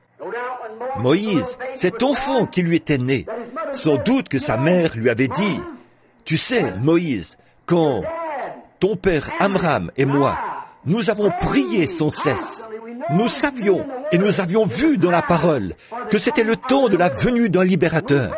Et nous avions prié, « Seigneur Dieu, nous voulons voir ce libérateur. » Une nuit, le Seigneur nous a dit, dans une vision, que tu naîtrais et que tu serais le libérateur. Nous n'avons pas craint l'ordre du roi. Peu nous importait ce que le roi disait. Nous savions alors que tu étais né libérateur. Or, Moïse, nous savions que nous ne pourrions pas t'éduquer comme il faut. Maintenant, souvenez-vous, ils avaient été là-bas, en Égypte, pendant 400 ans. Voyez? Alors nous voulions te procurer la chose qu'il faut, l'éducation qu'il faut, la formation qu'il faut. Donc, je t'ai pris et t'ai mis dans une petite arche, et je t'ai confié au Nil. Et, chose étrange, les courants ont entraîné cette petite arche à travers les roseaux et les joncs, et l'ont emportée là-bas, à des kilomètres, l'ont dirigée tout droit dans le palais de Pharaon, où se trouvait la fille de Pharaon, le bassin où elle se baignait. Et alors, je savais qu'elle aurait besoin d'une femme pour t'élever. Et à cette époque-là, bien sûr, il n'avait pas de biberon pour nourrir les bébés. Il fallait donc trouver une nourrice. Alors, et c'est Myriam que j'ai envoyée là-bas. Et cette tenue-là, elle a dit, je sais où trouver une nourrice. Et elle est venue me chercher. Moïse, toutes les portes sont fermées.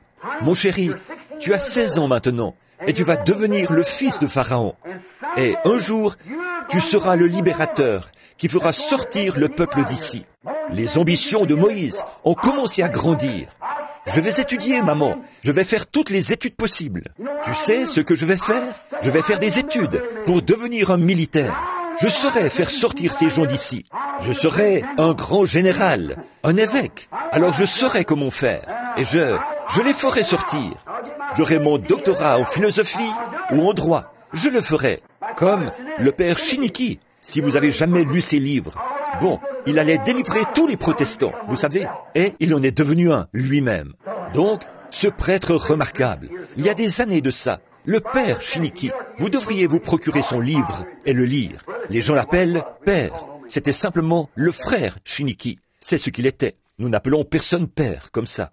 Nous voyons donc il s'était proposé de lire la Bible dans le but d'aller prouver la fausseté de la religion protestante et de convertir tout ça au catholicisme. Et quand il est allé lire la Bible, le Saint-Esprit est descendu sur lui. Il a reçu le Saint-Esprit et il est alors devenu l'un d'entre eux. Donc, remarquez ceci. Moïse a reçu toute la formation. En effet, il savait.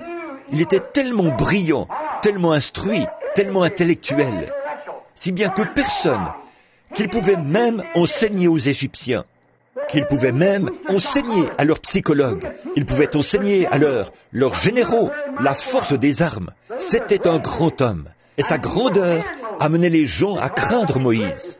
Oh, quelle érudition! Oh là là! Il était archevêque, ou peut-être un genre de pape. C'était un grand monsieur, et c'était un homme puissant. Et il savait qu'il était né pour accomplir cela, et il s'était préparé, avec grande ambition, à le faire. Tout comme aujourd'hui, je ne dis pas que les hommes qui reçoivent leur formation dans ces écoles-là, je ne dis pas que, par exemple, ici, dans l'Ouest, maintenant, ils vont construire une école de théologie de 150 millions de dollars. Voyez, les pentecôtistes, une école de 150 millions de dollars. À mon avis, ça devrait aller à des missionnaires sur le champ de mission. Voyez.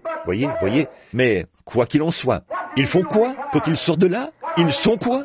Une bande de rikis. Tout à fait. Alors, c'est dans cet état-là qu'ils en sortent. Ça a toujours été comme ça, pour tous les autres. Et là, c'est pareil. Voyez? Maintenant, nous voyons qu'alors, Moïse, avec toute sa formation, et qu'aujourd'hui, avec toute la formation qu'on reçoit, on produit de grands évêques et tout. Avec cette grande et haute ambition, on fait quoi? Nos ambitions deviennent à peu près comme celles de Moïse. Voyez? Dieu, avant qu'il puisse avoir cet homme dans sa main, il lui a fallu le dépouiller de son ambition. Il lui a fallu le dépouiller de toute sa formation. Oui, il est allé là-bas et il a délivré, il a tué un Égyptien. Et là, quand il l'a fait, il a constaté qu'il avait eu tort. Il ne devait pas faire ça. Ce n'était pas la manière de faire. Alors Dieu a dû le conduire dans une région sauvage, dans le désert, un lieu désertique. Si vous remarquez, c'est assez étrange. Les gens à qui Dieu veut donner un message, il les conduit au désert. Il a conduit Paul au désert pour le former, pour lui faire connaître le sens de cette grande vision. là, dans le désert. Va dans tel désert. Et il est resté là-bas jusqu'à ce que Dieu lui ait pleinement fait savoir ce qu'il devait faire. Et Moïse, à son époque, il l'a conduit dans le désert. Il l'a maintenu là-bas pendant 40 ans. Il l'a dépouillé de toute sa théologie et de toute son ambition. Oh, quel moment! Là, il a pu regarder en arrière et constater son échec. Et nous, ce soir, en voyant notre ambition, nous devrions vraiment faire la même chose. Regardez les campagnes de guérison. Dès que le Seigneur, il y a quelques années, a fait quelque chose pour commencer à restaurer la guérison aux malades et tout. Tout le monde, toutes les organisations, parce que ce n'était pas venu dans leur organisation à eux. Il fallait qu'il se trouve un guérisseur. Et qu'est-ce qu'on a fait? Regardons ça un instant. On a fait la même chose que Moïse. On est allé là-bas, on a tout essayé pour fabriquer un genre de miracle. Je flaire une maladie. J'ai du sang dans ma main. Et on fabrique un miracle. Voyez? Et on se retrouve avec quoi? Certains de ces hommes-là, les nerfs mis à rude épreuve, au point qu'ils craquent, ils deviennent de vrais ivrognes, des névrosés, et leur tête n'y est plus. Les voilà complètement revirés de l'ordre, de l'objectif du pentecôtisme. Ils sont carrément revenus, encore une fois, à celui de créer des organisations et ce genre de choses. Voyez? Qu'est-ce qu'on a fait? On a tué un Égyptien. À peu près ça, c'est vrai. Et on a essayé, on s'est efforcé, on a payé, on a travaillé dur, on a passé des nuits entières dans des réunions de prière, jusqu'à en perdre la voix. Et on a cherché à fabriquer quelque chose, à mousser quelque chose, toutes sortes d'activités de ce genre. Et on constate que c'est un échec total. Nous devons retourner au désert, c'est vrai. Oui, monsieur.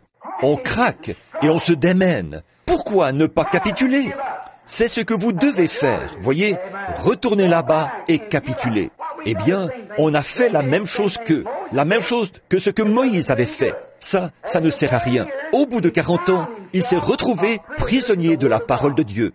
Qu'est-ce que nous cherchons à faire quand la grande bénédiction est arrivée et la manifestation de toutes ces grandes choses dont Dieu nous avait parlé? Du fait qu'il faut que nous naissions de nouveau, qu'il faut que nous recevions le Saint-Esprit, du baptême au nom de Jésus-Christ, et de toutes ces choses-là. Voyez-vous, les gens, au lieu de s'en tenir à cette parole, d'être attelés à elle, qu'est-ce qu'ils font?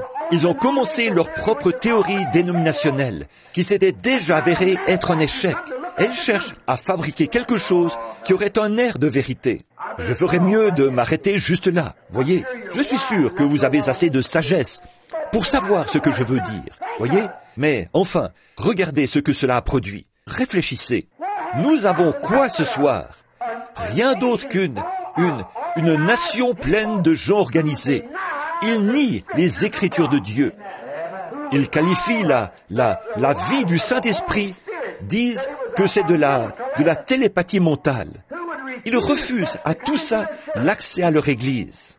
Et ils ne vous permettent pas de dire un seul mot à propos de la semence du serpent, de la sécurité éternelle et des choses que le Saint-Esprit a révélées et a prouvé être la parole. J'ai lancé défi après défi, que l'on vienne m'en démontrer la fausseté. Ils ont quoi? La même chose que Luther, que tous les autres, voyez, ils ont tué un Égyptien. Qu'est-ce qu'il faut? Qu'est-ce qui est arrivé? Peut-être qu'il a amené un homme à commencer à arrêter de voler, ou peut-être être fidèle à sa femme. Mais comme ça, qu'est-ce que vous avez fait de lui? Un membre d'église. Venez vous joindre à notre groupe. Voyez? Cet homme mort et puant. C'était le seul résultat qu'il pouvait présenter comme succès après 40 années de formation. Un Égyptien puant est allé là en décomposition, mort. C'est à peu près la même chose ce soir. Voilà le seul résultat que nous pouvons présenter. Après ce réveil qui s'est répandu partout, pour ainsi dire, on n'a qu'une bande de membres d'église puants, qui ne connaissent pas plus Dieu qu'un Hottentot ne connaîtrait une nuée égyptienne. C'est vrai. On leur parle de la parole de Dieu, ils disent « Je ne crois pas à ça ».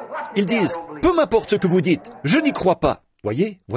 C'est une chose terrible que de devoir présenter un tel résultat après toutes ces tensions, ces luttes et tout que nous avons connues. Peut-être que nous pourrions présenter une grande école, mais elle est morte. Nous pourrions présenter une organisation, mais elle est morte. Elle sent mauvais. Elle est identique à la chose même dont nous étions sortis au départ. Comme une truie qui retourne à son bourbier et un chien à ce qu'il a vomi quand nous y retournons. Un Égyptien mort. Sans doute que quelqu'un a dit « Moïse, mais tu ne te soucies donc plus du peuple ? Tu as été appelé à faire ceci. » Quelqu'un qui connaissait Moïse et qui savait qu'il avait été appelé à cela. Alors, tu as perdu le souci du peuple ? Pas du tout. Eh bien, alors, pourquoi est-ce que tu n'es pas là-bas, en train de faire ceci? Pourquoi est-ce que tu n'es pas là, à essayer de faire cela? Pourquoi est-ce que tu ne te joins pas aux autres? Moïse était là-bas, en train d'être dépouillé, jusqu'au moment où il a vécu une expérience au buisson ardent, qui lui a déclaré la parole. « Je suis le Dieu d'Abraham, d'Isaac et de Jacob. Je me souviens de ma promesse, et je suis descendu pour les délivrer. Je t'envoie le faire. » Avec ça, c'était réglé. Il a vu la parole, et non l'ambition des gens, ni les désirs des gens. Alors, qu'est-ce qu'il est devenu? Il ne voulait plus affronter les Égyptiens. Il ne voulait plus affronter tout ça. Mais il est devenu prisonnier. Amen. Il avait passé 40 ans à fuir, à être dépouillé. Mais il est ensuite devenu prisonnier au buisson ardent. Le puissant Moïse, avec tout son intellect. La Bible dit que Moïse était un homme puissant en parole et en œuvre, là-bas en Égypte. Mais observez ce que ce puissant théologien a fait en présence du buisson ardent. Il a confessé son incapacité, c'est tout. Quand il a vu le véritable dessein de Dieu, il a confessé qu'il était incapable de l'accomplir. Il avait pourtant reçu toute la formation théologique qu'on pouvait lui donner. Il avait été formé dans leur meilleure école. Mais là, qu'est-ce qu'il pouvait faire alors que cette colonne de feu se tenait là, dans le buisson? Il a dit, « Je ne sais même pas parler. Seigneur, qui suis-je pour aller là-bas? » Voyez, enlève tes souliers, Moïse. Je veux te parler. Ôte tout ça, même tes souliers. Te voilà de nouveau à même le sol. Je veux te parler, incapable même de parler.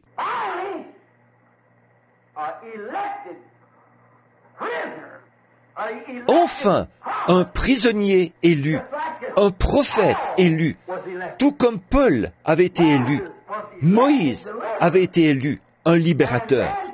Et là, enfin, Dieu avait fait de son sujet élu son prisonnier.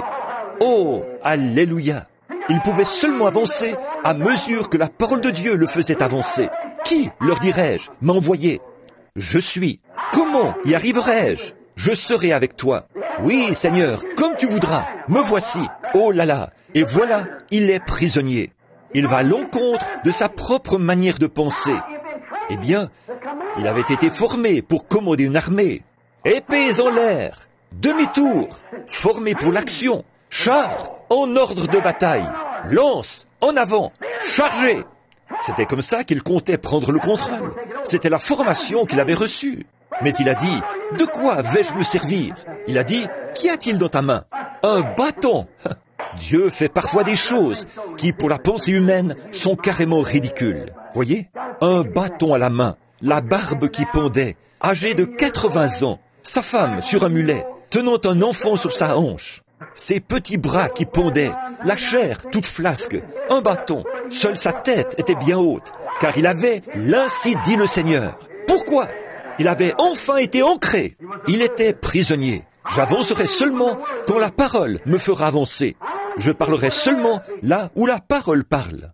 Où vas-tu? J'ai reçu une seule commission. Aller devant Pharaon et, au moyen de ce bâton, lui montrer que Dieu m'a envoyé. Amen. Et après, que feras-tu? Il pourvoira à ce qui doit être fait ensuite, après que j'aurai fait cela. Voilà, c'est ça. Vous n'avez qu'une seule chose à faire ce soir. C'est la première étape. Vous abandonner, devenir prisonnier. Ne pensez pas à vous ou à quelque chose d'autre. Devenez prisonnier. Moïse est devenu prisonnier. Il a confessé qu'il ne savait même pas parler. Quand Dieu l'a enfin eu dans sa main, alors il pouvait seulement avancer où Dieu le faisait avancer. Là, il lui avait déclaré sa parole. Il a reconnu que c'était la parole. Alors il s'est soumis à la parole. Et là, le Saint-Esprit, Dieu, a attelé Moïse à la volonté de Dieu. Avec Paul, il a fait la même chose, pas vrai? il a attelé Paul. Ce petit juif sarcastique au nez crochu, qui avait des doctorats écrits partout sur son visage. Mais il a dit, je vais lui montrer ce qu'il devra souffrir pour la parole. Voyez? Et alors Paul, assis là, en voyant la parole, en voyant que c'était Jésus, il a levé les mains et est devenu attelé à lui. L'amour de Dieu l'a attelé à la parole. Il portera mon nom devant les nations. Et le voilà parti. Moïse, je suis le Dieu de tes pères. Je suis le Dieu d'Abraham, d'Isaac et de Jacob. Je me souviens que je leur ai fait une promesse. Et le temps approche où doit s'accomplir cette promesse. Je vois les souffrances de mon peuple. Je me souviens de ma promesse. Et je suis descendu pour t'atteler. Tu sais ce que dit la parole. Je t'ai attelé pour que tu ailles là-bas. Je t'ai attelé à une puissance pour que tu ailles là-bas délivrer mon peuple. Prends ce bâton dans ta main comme témoignage, car tu as vu un miracle se faire au moyen de celui-ci, tout comme David avec la fronde, voyez? Il s'est attelé et il est allé là-bas. Dieu avait enfin un homme qui lui était soumis, attelé à lui, et qui ne pouvait avancer que lorsque la parole de Dieu le faisait avancer. Si seulement les gens pouvaient faire ça aujourd'hui.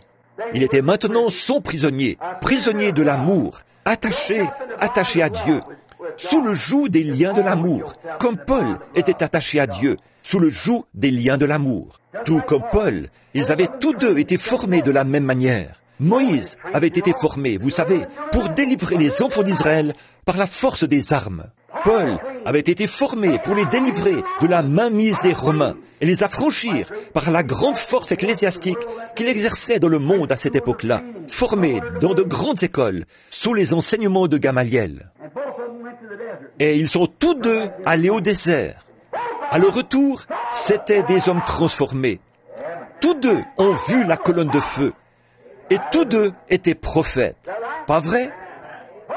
Tous deux étaient prophètes. Et la colonne de feu leur a parlé, à tous les deux. C'est tout à fait exact. Ils allaient être les libérateurs. Les voilà partis au désert. Ils ont quitté leur foyer et sont allés au désert pour voir ce qu'il en était. Ils ont quitté leurs proches et tout pour trouver la volonté de Dieu. Voyez? Ils avaient reçu une certaine formation. Dieu a opéré en eux une transformation. Et il leur a fallu devenir entièrement prisonniers, afin qu'ils n'agissent pas comme ils le voulaient, mais qu'ils agissent comme Dieu voulait qu'ils agissent. Il est le même, hier, aujourd'hui, éternellement. Peut-on prendre encore 10 minutes, là, pour présenter ça? Très vite. Je vais prendre un autre personnage. Il y en a un sous mes yeux en ce moment. Il s'appelle Joseph. Il était un fils élu. Il était un type parfait de Jésus-Christ. Il était né prophète. Lui aussi, c'était un prophète, voyez? Alors, il pouvait voir des visions. Et quand il était encore tout jeune, il avait eu une vision. Il s'était vu assis sur un trône, et ses frères se prosternaient devant lui, voyez? Mais remarquez, il s'est cru quelqu'un d'important, voyez? Et tout, mais qu'est-ce que Dieu est obligé de faire? La même chose que ce qu'il avait fait à tous les autres. En effet, Moïse était un libérateur. Paul était un libérateur. Et là, Joseph était un libérateur. Il a sauvé son peuple de la famine. Qu'est-ce que Dieu a été obligé de faire, dans son cas? De le mettre en prison, le mettre directement en prison. Oui, monsieur. Souvenez-vous, il avait été vendu par ses frères à un Égyptien. Il l'avait vendu à Potiphar. Et Potiphar lui a donné un petit peu de liberté. Mais soudainement, elle lui a été ôtée. Et il était là, dans cette prison, à pleurer. Dieu devait le dépouiller. Maintenant, remarquez, mais je crois que pendant tout ce temps, dans cette prison, il se rappelait que, d'après la vision qu'il avait eue, il allait s'asseoir sur un trône et ses frères allaient se prosterner devant lui, parce qu'il savait que son don venait de Dieu. Il savait que cela devait s'accomplir. Si seulement nous pouvions garder cela à l'esprit, selon la parole de Dieu, en ces derniers jours, il aura une église, il aura un peuple, et ces choses qu'il a promises, il va les exécuter. Il a dit qu'il le ferait, et nous vivons en ce temps-là. Nous y sommes. Il cherche simplement à nous amener à être de vrais prisonniers maintenant, enfermés avec lui. Vous avez entendu ce vieux cantique qu'on chante, et là, je suis tout seul avec Dieu. Je désire être tout seul avec Dieu. Eh bien, c'est de là que m'est venue cette pensée. Être tout seul avec Dieu, rien d'autre. Vous avancez seulement quand Dieu dit qu'il faut avancer. Vous faites seulement ce que Dieu vous dicte. Voyez, alors là, vous êtes tout seul avec Dieu. Maintenant, souvenez-vous, il réfléchissait. Lui aussi, il était devenu un échec total à ses yeux. Malgré tout ce qu'il connaissait, tout ce qu'il comprenait et tout, il était devenu un échec total. Ça n'avait pas marché. Il s'est retrouvé dans une situation où là, personne n'allait l'écouter. Il était prisonnier. Voyez, il a été placé dans une situation où les incroyants n'allaient pas du tout croire. Voyez-vous ce que je veux dire? Son ministère était sans effet. Les gens détournaient la tête. Ils ne prêtaient aucune attention à lui qui était en prison. Quel bien son ministère pouvait-il faire? Il aurait beau se tenir derrière les barreaux de la prison et leur prêcher. Ils poursuivraient leur chemin, voyez, mais il était devenu prisonnier.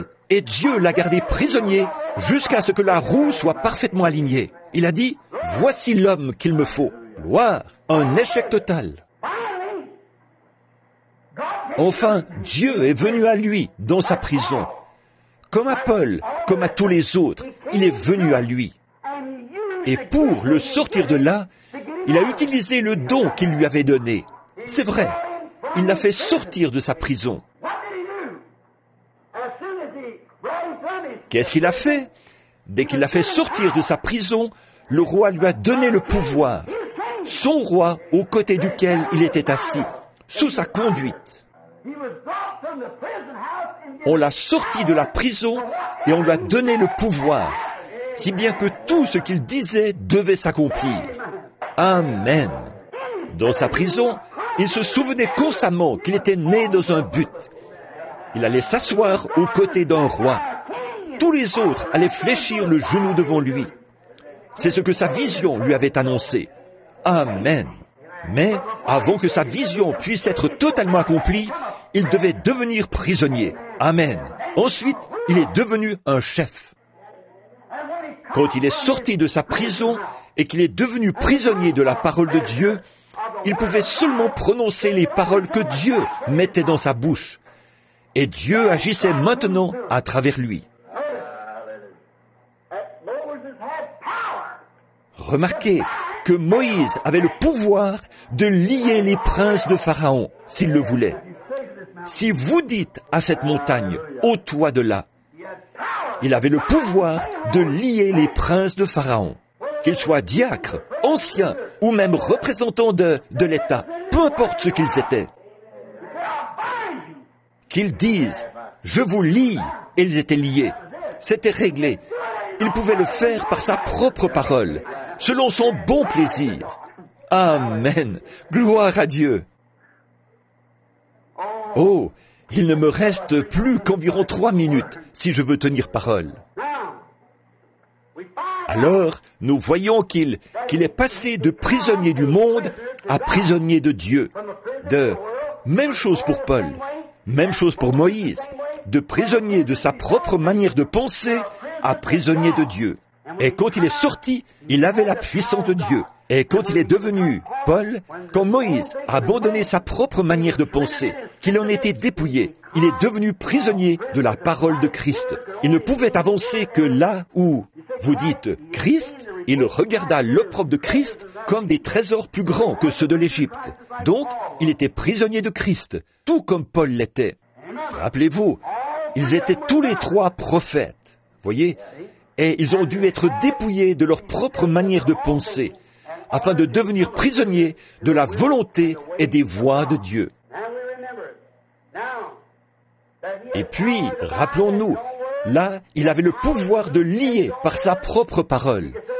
Il avait le pouvoir de délier par sa propre parole. Il pouvait dire, « Je te délie au nom de mon roi. » Amen. Pharaon avait fait de Joseph son fils. Les prisonniers de son amour, Christ en fait ses fils. Et il leur donne le pouvoir, la même chose que ce qu'il avait. Jean 14, 12.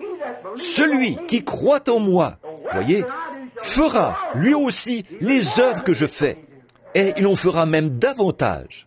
Alors celui qui est prisonnier de l'amour de Christ reçoit ce pouvoir de son roi, qui est Christ. Amen. Et je vous le dis en vérité, si vous dites à cette montagne, ôte-toi de là, et si vous ne doutez pas dans votre cœur, mais croyez que ce que vous avez dit arrive, ce que vous aurez dit vous sera accordé. Si vous demeurez en moi, et que ma parole demeure en vous, si vous êtes sous mon joug, parce que sa parole et lui, c'est la même chose. Au commencement était la parole, et la parole était avec Dieu, et la parole a été faite chair, et elle habitait parmi nous, le même hier, aujourd'hui, éternellement. Si vous demeurez en moi, pas ici et là, demeurez en moi, et que ma parole demeure en vous, demandez ce que vous voudrez, ou dites ce que vous voudrez, cela vous sera accordé. Il avait le pouvoir. Remarquez, avant qu'il sorte, il a dû être emmené pour être rasé. Certaines choses devaient être rasées, ôtées de lui, avant qu'il puisse rencontrer son roi. Voyez? Oh, parfois Dieu emmène son peuple comme ça, pour les raser, ôter d'eux un peu de leur propre volonté, leur montrer qu'ils ne peuvent pas faire tout ce qu'ils voudraient faire. Vous savez ce que je veux dire? Ils ne sont pas libres de faire ce qu'ils veulent faire. Avant qu'ils puissent avoir plein pouvoir, être esclaves de l'amour de Christ, ils doivent être complètement rasés et présentés ensuite. Parfois, il les emmène au désert pour le faire, pour les raser. Et l'on fait ensuite ressortir ses oins, afin qu'ils accomplissent son dessein, ce à quoi il les a destinés. Vous voyez ce que je veux dire? Frères, nous sommes au temps de la fin. Souvenez-vous de ce qu'il a fait toutes les autres fois. Il devait toujours s'emparer d'un homme pour en faire son prisonnier, lui faire quitter les siens. Celui-ci devait renoncer à toutes ses connaissances, oublier toutes ses formations, tout, pour pouvoir connaître la volonté de Dieu, suivre Dieu. Il ne peut pas suivre les activités de l'homme et suivre Dieu en même temps. Elles sont trop opposées les unes aux autres. Vous ne pouvez pas aller à l'est et à l'ouest en même temps. Vous ne pouvez pas aller à droite et à gauche en même temps. Vous ne pouvez pas faire le bien et le mal en même temps. Vous ne pouvez pas suivre l'homme et Dieu en même temps. Non, monsieur. Ou bien vous suivez Dieu, ou bien vous suivez l'homme. Et donc, si vous suivez Dieu et que vous vous êtes soumis à Dieu, vous devenez alors prisonnier de ce Dieu, de cette parole, de cette volonté. Peu importe ce qui est dit ailleurs, vous devenez prisonnier de cela. Écoutez, nous sommes au temps de la fin, et je dirai ceci avec révérence et respect, alors que les quelques dernières minutes s'envolent. Regardez, à mon avis, ce que Dieu fera, ce qu'il doit faire et fera en ce dernier jour, c'est trouver un outil pour faire la moisson. Il doit trouver un outil pour frapper le sol. Tout fermier, quand il fait la moisson, doit avoir un instrument au moyen duquel la faire. Bien sûr, il doit avoir une faucille tranchante ou quelque chose, un instrument pour battre le grain. Et la moisson est mûre. Ô Dieu, prends-nous dans ta main, fais de nous des esclaves de ton amour. Utilise-nous comme instruments, afin de faire prendre conscience à cette terre de péché maudite sur laquelle nous vivons aujourd'hui, que Jésus-Christ est le même hier, aujourd'hui et éternellement.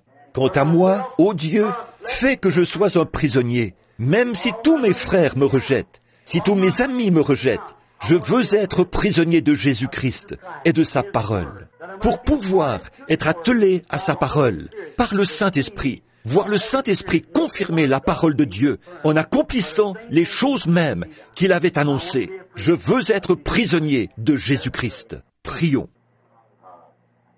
Je me demande, ce soir, pendant que nous avons la tête inclinée, si cette ambition que nous avons d'être quelque chose d'autre, ou peut-être une idée quelconque que nous nourrissons, quelque chose d'égoïste, je me demande si nous ne pourrions pas mettre cela de côté.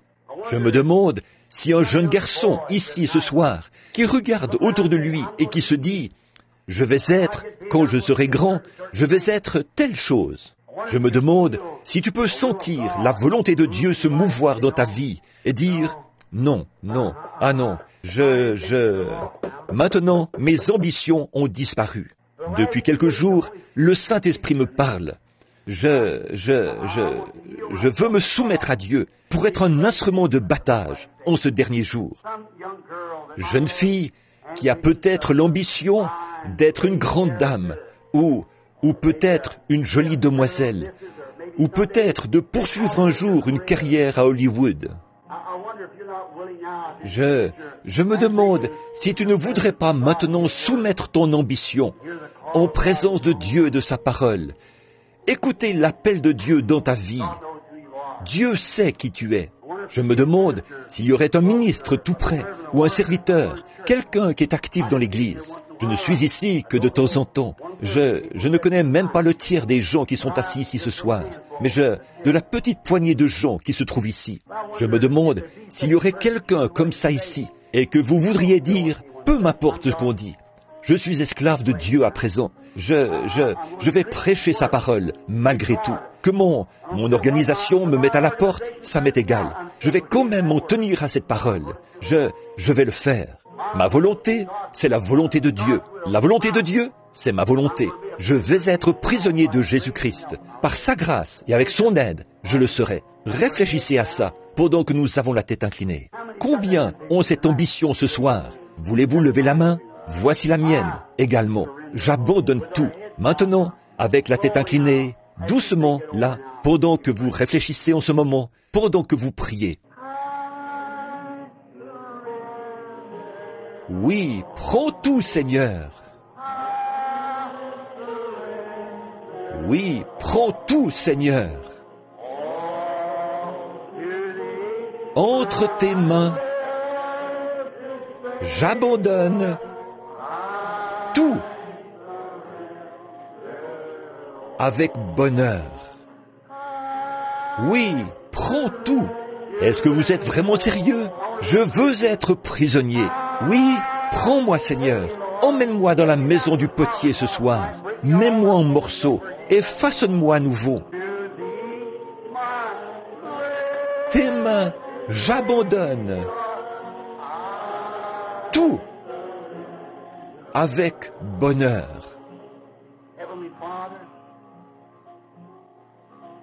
Père Céleste, pendant que la musique continue à jouer, il m'a paru tout à fait opportun en ce moment d'interrompre le chant et de te parler pendant un instant. Pendant que les gens méditent là-dessus, j'abandonne tout. Père, puissions-nous le faire, comme si c'était notre dernière occasion de le faire. Fais que nous venions avec sincérité, que nous nous approchions, pour ainsi dire, de la table du Seigneur, avec des vêtements lavés, des âmes lavées, des volontés lavées, des ambitions lavées, afin de nous abandonner. Et que Dieu prenne sa parole et nous attache à elle, sous son joug, la parole de Dieu. Puisse le Saint-Esprit nous prendre maintenant, comme nous entendons le joug se refermer autour de nos cœurs. À partir de ce soir, je te prends moi. Maintenant, n'utilise plus ta propre pensée. Que mes pensées soient ta pensée. Que ma volonté soit ta pensée. Je te conduirai. Ô Dieu, accorde cette expérience à chacun de nous. Ces jeunes gens assis ici, certains sont maris et femmes.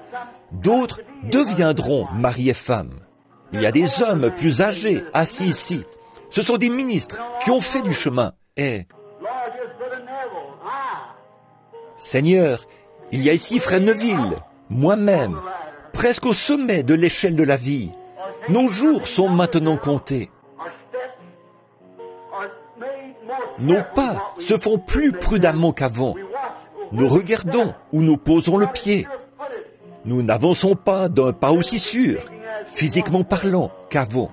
Mais Seigneur, comme nous voyons que cette vie mortelle est à son déclin, alors aucun de nos pas n'est sûr si tu ne nous tiens pas la main. Maintenant, ô Dieu, prends-nous, d'accord? Prends notre cœur et notre volonté entre tes mains et fais que nous devenions prisonniers de la parole. Ce soir, prisonniers de Christ, puissions-nous mener des vies saintes ici-bas. Que ces femmes, ces jeunes femmes, ces jeunes hommes, garçons et filles, abandonnent leur vie, Seigneur, et que leur ambition devienne l'ambition de servir Jésus-Christ. fais que nous devenions prisonniers de sa grâce et sa volonté divine. Accorde-le, Seigneur. C'est tout ce que je peux faire, Seigneur. Ces petites paroles entrecoupées, je veux croire que tu les harmoniseras. En effet, il fait chaud ici, et les gens veulent écouter, mais il fait vraiment chaud. Et beaucoup doivent rentrer chez eux et aller au travail de bonne heure. Mais puissent ces semences reposer là, dans leur cœur, prisonniers, en rentrant à la maison, qu'ils disent à leurs femmes, avant qu'ils soient sur le point de s'agenouiller pour prier, cet après-midi ou ce soir, au chevet du lit, qu'ils se regardent l'un l'autre et disent « Chérie, qu'en penses-tu ce soir? Sommes-nous vraiment devenus prisonniers de Christ et de sa volonté ou agissons-nous selon notre propre volonté? » Puissent les jeunes hommes et les jeunes femmes, partout, particulièrement ceux qui ont écouté le message ce soir, se poser cette même question. Suis-je prêt à devenir prisonnier, à renoncer à ma propre vie? Celui qui sauve sa vie la perdra, mais celui qui perdra sa vie à cause de moi la trouvera. Père, nous savons ce que cela signifie, devenir ton prisonnier, perdre nos propres ambitions et nos propres désirs au profit des tiens, et nous avons alors la vie éternelle. Accorde-le, Seigneur.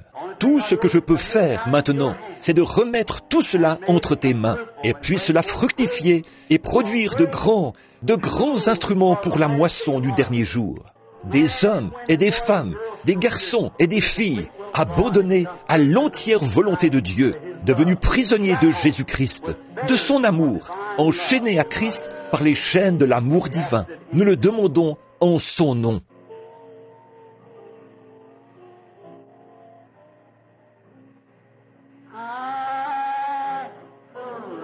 Oui, prends tout, Seigneur. Levons-nous. Oui, prends tout, Seigneur. Entre tes mains,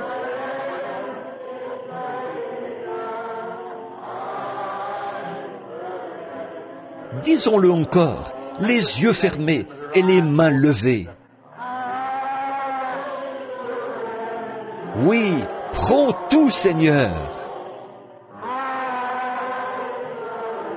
Oui, prends tout, Seigneur. Entre tes mains, j'abandonne tout avec bonheur.